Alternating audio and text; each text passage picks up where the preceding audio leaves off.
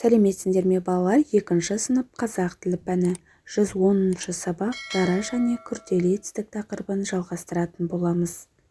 25-ші жаттығу өлеңді мәнерлеп оқы. Шыр-шыр еткен торғайды аямасқа болмайды. Кіп-кішкентай торғайлар ағаштарды қорғайды. Өлеңнің авторы Жақан Смақов. Өлеңдегі негізгі ойды анықта. Балалар, өлеңдегі негізгі ой табиғатқа қамқорлық жасау, құстарды қорғау, етістіктерді тап. Өлеңдегі етістіктер шыр-шыр, аямасқа болмайды, қорғайды сөздері. 26-шы жаттығу жаңылтпаштың қатесін түзеп жаз. Үміт түбіт түтті, түбітті түтіп бітті. Мұнда балалар әріптерінің орнына әріптерін қойып, жаңылтпаштың қатесін түзеп жазамыз. Етістіктерді тауып, дара не күрделі екенін ажырат. Мұндағы етістіктер түтті және түтіп бітті. Түтті бұл дара етістік, түтіп бітті күрделі етістік.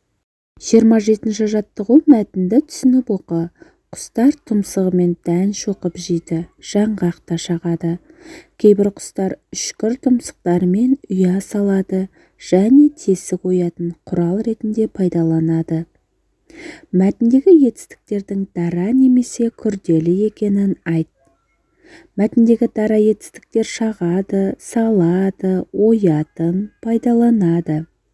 Ал күрделі етістіктер шоқып жейді. Мұндай құстардың пайдасы туралы топта талқыла. Ал енді балалар, мұндай құстардың пайдасын айтатын болсақ, мысалы тоқылдақ. Тоқылдақтар ағаштардың құрғақ немесе зақымдалған бөліктерін тазалап, кейде саңырауқұлақтар мен бактериялардың таралуын тежейді. Және де ағаштардың қабығына тесік жасап, ағаштардың тіршілігін қамтамасыз ететін экологиялық жағдайларды жақсартады. Тоқылдақтар ағаштың ішіндегі түрлі жәндіктер мен құрттарды қорек етеді. 28-ші жаттығу кестені тиісті құс атауларымен толтыр. Үй құстары және жабайы құстар. Үй құстарына тауық, күрке тауық, үйрек, қаз, ал жабайы құстарға бүркіт, аққу, қарға, торғай, тырна, сауысқан, үкі, жапалақ, тоқылдақ, тағы басқа үй және жабайы құстарын жазуымызға болады балалар.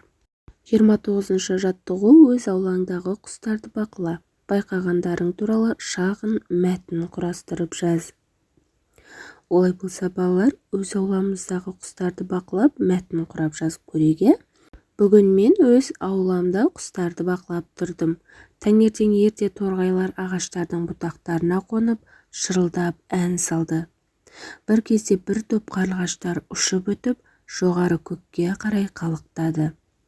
Ал үйдің жанындағы шағын көлшікте үйректер мен қаздар жүзіп жүр.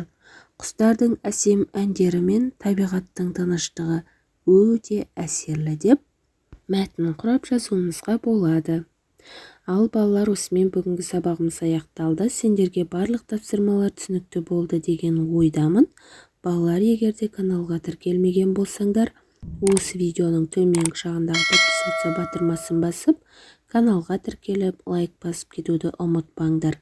Келесі жаңа сабақта кездескенше сау болыңдар.